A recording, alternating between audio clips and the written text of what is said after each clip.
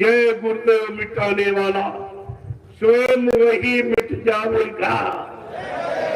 लेकिन ये नाम और इस नाम का काम का जो वादा है वो मिटने वाला नहीं, वो अपने समय पर पूरा, और उसी समय की इंतजारी आपसे कराई जाए। इंतजारी ही समय का इतिहास बनाती है, बिना इंतजारी के किसी का कोई इतिहास नहीं। तो इंतजारी करना सीखो प्रेमियों। अगर सफलता पाना चाहते हो तो इंतजारी करना सीखो, और इंतजारी आपसे कराई जाती, नहीं तो कहा था ये चुटके बजाते काम, ये काम तो चुटकी बजाते हो जाओ, लेकिन चुटकी बजाने में तुम भी नहीं बच रहे हो। तुम्हें बचाना है, दुनिया को सबक सिखाना है। देरी इस बात की, उनको तो कहते चुटकी बजा दूंगा सब, लेकिन बात यह है अगर सच्चे में कोई नहीं रहा तो सत्यु किसके लिए लाया जाए, कौन उपभोग करेगा? अरे व्यवस्था अगर लाई जाएगी तो व्यवस्था का विस्तारण करने वाला, व्यवस्था का प्रयोग उपयोग करने वाला भी तो रहना चाहिए। सत्यु लाने से क्या लाभ कि जब सत्य नहीं है फिर सत्यु किसके लिए लाया जाए?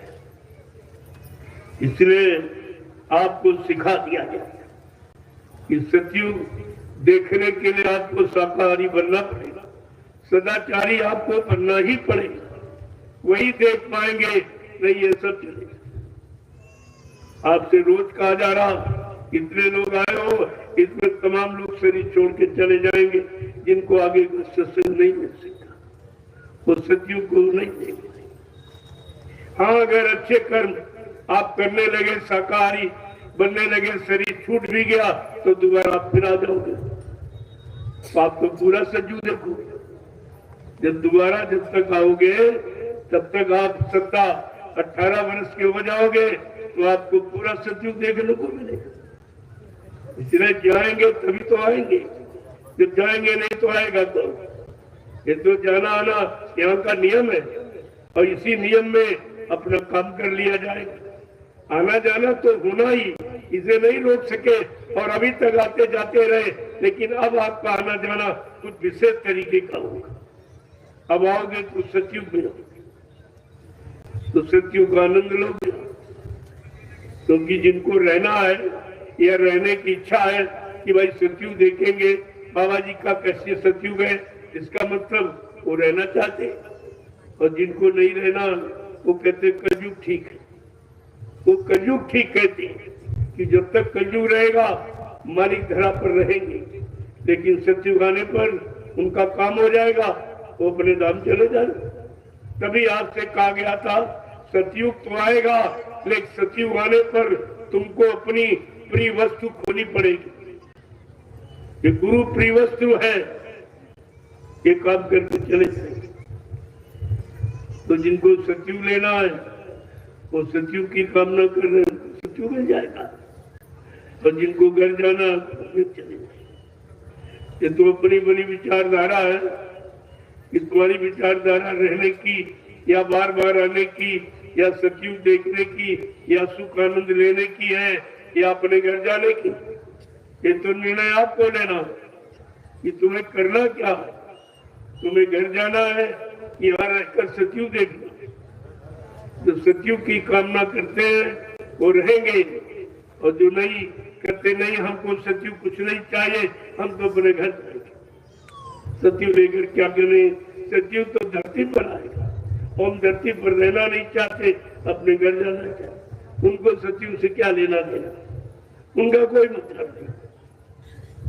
तो सब तरह के जीव है, जो 4 प्रकार के जीव बताएंगे भक्त, 4 प्रकार के भक्त, आरत अर्थार्थी, जिज्ञासु और ज्ञानी, ये 4 प्रकार के भक्त। आरत भक्त वो है, आरत वाले जो पुकार लगाते ये मिल जाए वो मिल जाए, राजा बन जाए, धनीमानी बन जाए, अधिकारी बन जाए, मतलब यानी तो ऐसी आरत माने प्रार्थना भक्ति करते उसकी।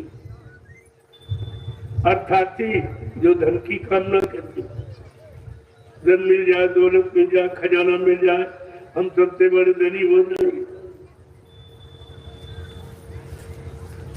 और जिज्ञासु जिनको मालिक के पाने की जिज्ञासा है कि हमको परमात्मा मिल जाए, हम बड़े घर चले जाए।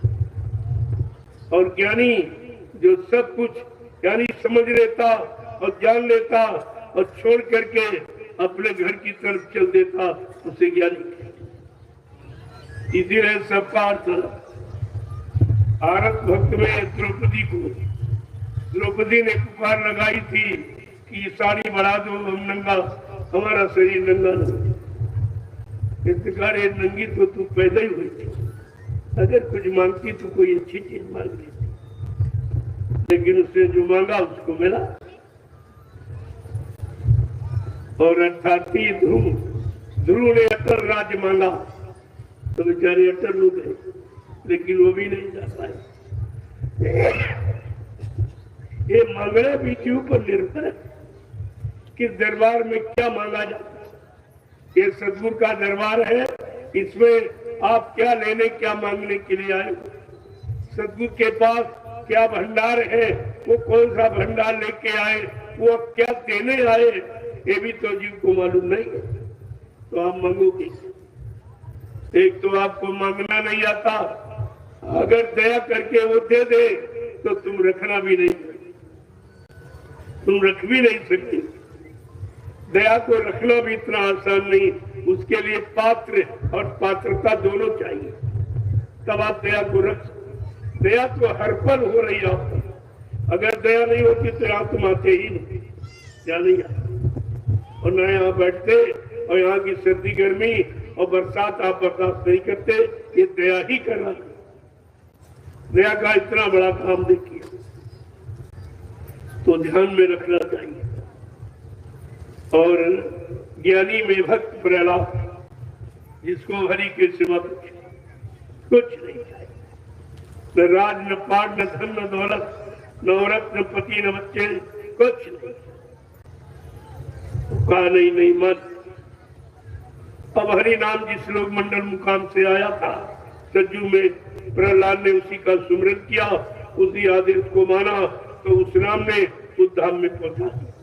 लेकिन जीवात्मा नहीं, वो धाम तो सतलोगामी धाम, वहां से जब तक कोई मृत्युलोक मंडल पर नहीं आएगा और जीवों को वहां के लिए तैयार नहीं करेगा, नहीं जगाएगा, नहीं संभाल करेगा, तब तक वो जीव उधर नहीं जाता।